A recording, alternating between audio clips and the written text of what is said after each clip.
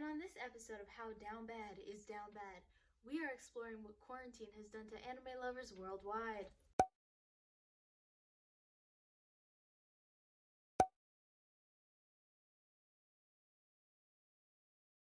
Hello everyone, my name is Iman and welcome to my channel. If you are new around here, welcome. If you are not new around here, how you been? How you doing? You are looking fantastic today.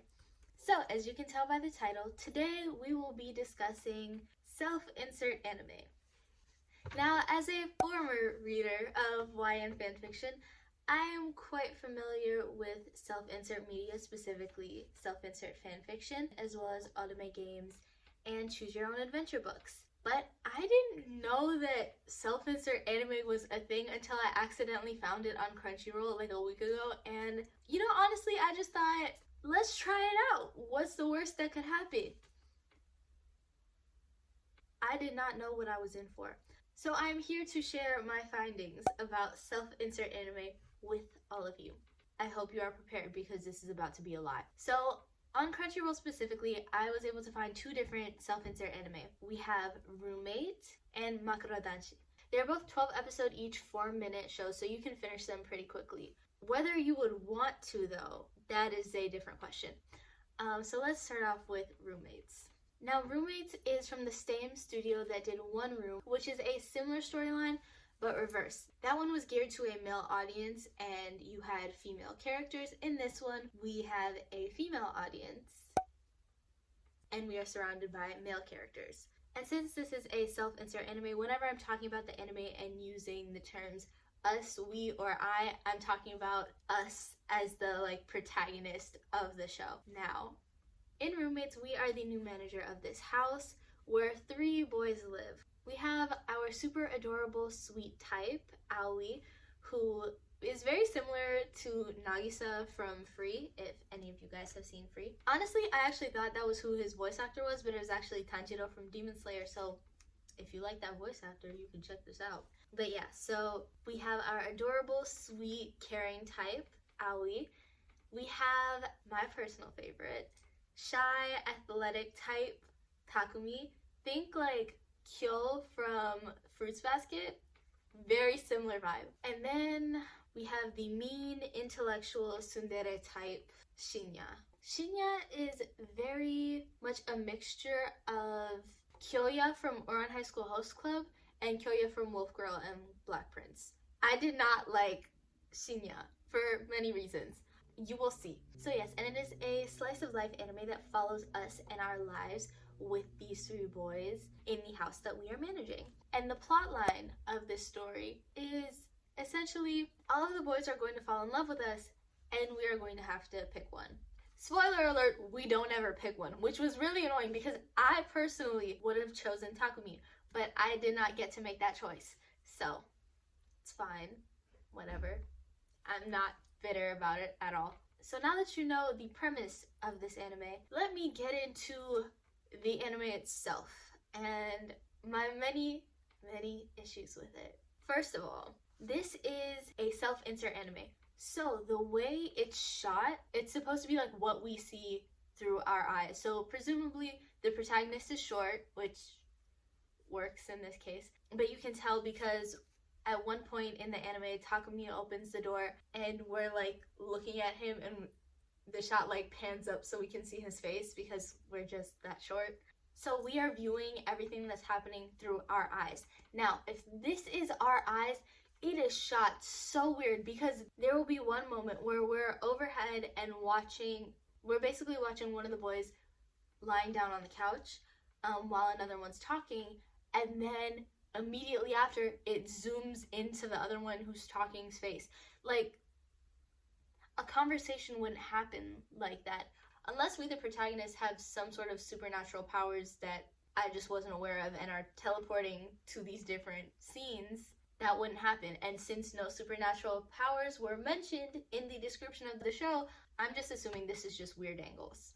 Why are we seeing things that we definitely would not be seeing if we were actually in this scenario? I couldn't get absorbed into the show while the scene is jumping from one thing to another and I'm supposed to be thinking this is what I'm seeing. Another thing is since this is a self-insert anime, all of the characters have conversations with us. They have like a string of one-sided conversations with us. And now I'm not sure if like to get the full effect you're supposed to respond to them, but I did, and that made it a lot more entertaining for me. But the way you're supposed to respond is kind of like, think your typical anime girl, oh, I'll support you, I'll cheer you on, and I'm over here yelling at Shinya like, boy, back up off me, because Shinya annoys me, okay? And I'm aware he is just a collection of pixels on a screen. Did that stop me from giving him a piece of my mind? It did not. You know, I am not ashamed. He was an annoying character, okay? He deserved it. Since this anime is geared toward a female audience, and all of the boys are supposed to fall in love with us, there is a ridiculous amount of fan service. Like, we get kabedoned at one point. And for those of you who don't know what being kabedoned means, it's basically when like the more intimidating character pushes the more demure, soft-spoken character into a wall and basically is like, oh, so what are you gonna do about it, huh? You know you wanna date me, like, what's up? All up in your face. And then the demure character is like, what? Like, I don't know what you're talking about. I don't know what you expect me to do. Oh my god, I'm so scared. Why? That's what being kabedoned is. It's being pushed up against a wall intimidatingly with romantic intentions. So we get kabedoned, but it's not even by Takumi. It's by Shinya, of course. So I'm sitting here being kabedoned by Shinya, half laughing, half yelling at him. Because you know what? Shinya should not be all up in my face, because Shinya is annoying, generally kind of creepy, and exhibits behavior that I would not want to see in someone that I am interested in. Shinya's toxic. Shinya is very problematic, and we don't want to see it. We are not here for it. We are here for Takumi, okay? Thank you. I don't know why they needed the other two characters, but like, I guess you want them all to fall in love with you. If you want like a Bella Swan situation, I don't know, maybe like Twilight. I don't. I would have been loyal from the jump. But yeah, we got kabedoned. Also, another aspect of fan service that this anime engages in is at the end of each episode, all the boys' shirts melt off. It's animated so it looks like they're actually like melting. So it's very clear that this anime's sole purpose was to quench the thirst. And I get it, okay? I understand. But also, bro.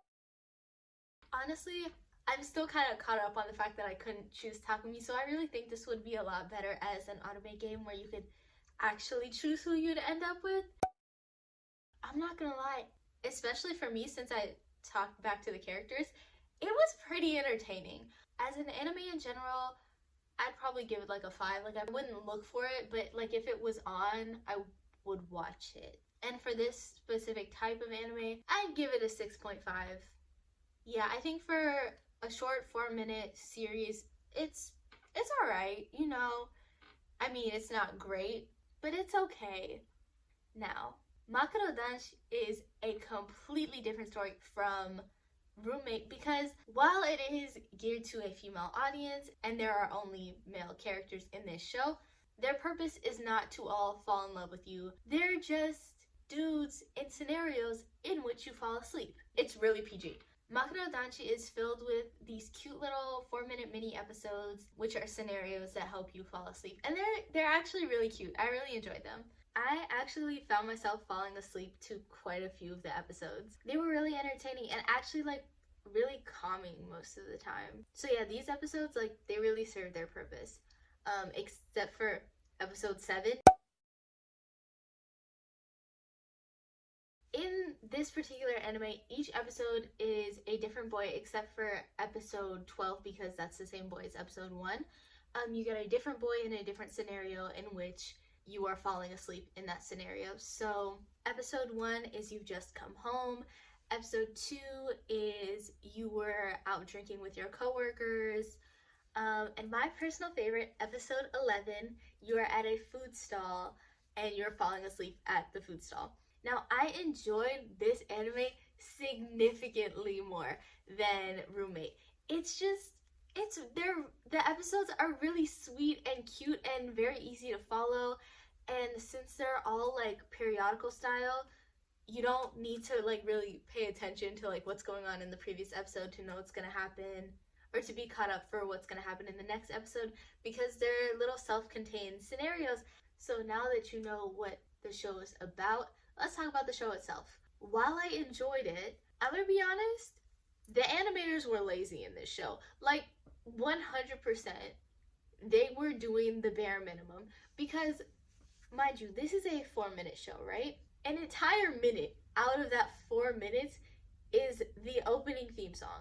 And then, while the camera work did not jump around and wasn't super confusing like in Roommate, like it made sense that we were like looking at the person who was talking, but at certain points the person would still be talking, but his mouth wasn't moving and it was just doing like a slow pan upwards of his body. Like y'all are doing the bare minimum. Like this is kind of ridiculous for a 4-minute 12 episode anime that you can't even animate their mouths moving, but okay. While they didn't do this like super often, it happened a couple of times and it was really noticeable when it did happen.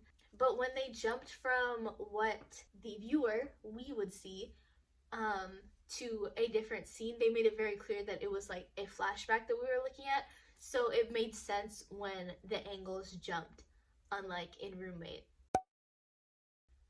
Episode 10, think Hikaru and Kaoru from our high school host club situation, but make it paranormal. Like it was this like creepy like twin scenario, and they work at the same flower arrangement shop that we work at. I don't even know if I like enjoyed it. It was just an experience. It was an experience. I have no other words to describe it. It was something. Episode 11, my favorite episode, is when we are falling asleep at the food stall. And the boy from that episode, he's more of like a man. Like he looks like he's like around his late 20s, early 30s. But that one, I really almost fell asleep to that one because that one was really calming. The character himself seemed like really sweet and really caring, and he was really funny, and I don't know, I just felt really calm and safe, and it made me want to like fall asleep. Similar to Roommate, we do have like this one-sided conversation, but it's a lot more smooth and a lot more natural in Makuro Danshi. But yeah, they were really nice scenarios, and honestly, okay, if I were to rate it, in terms of general anime, like, I'd give it like a solid 6.5. In terms of this type of anime, I'd give it like a 7.5. Like, I'd watch this again. I might, honestly, depending on how tired I am and whether or not I'm having trouble sleeping, I might even watch this again tonight. Like, I really enjoyed it. So, what is my conclusion about self-insert anime from watching these two? If you crave human connection without human interaction and can ignore really bad camera angles and generally creepy behavior, this might be the genre for you. The storylines are usually like super lighthearted, super easy to get sucked into, and if you watch it seriously or if you watch it to make a joke of it, it's still pretty entertaining. I think in general they kind of serve their purpose as little 4-minute anime. I also think an anime through the main character's eyes, like a first-person anime, would be really interesting. So I don't know if that exists. So if it exists, please like comment and let me know so I can take a look at it because I feel like that would be so cool. Yeah. So I hope you guys enjoyed this video, and if you did, please leave a like and subscribe. And leave a comment letting me know how you liked it, if there's anything else you'd like me to talk about in the future. Feel free to follow me on my social media, Instagram and TikTok at Iman Zaina. And I hope you have a wonderful day or night or afternoon, whatever date or time you're seeing this. Thank you for watching, and I will see you guys for the next one. Bye!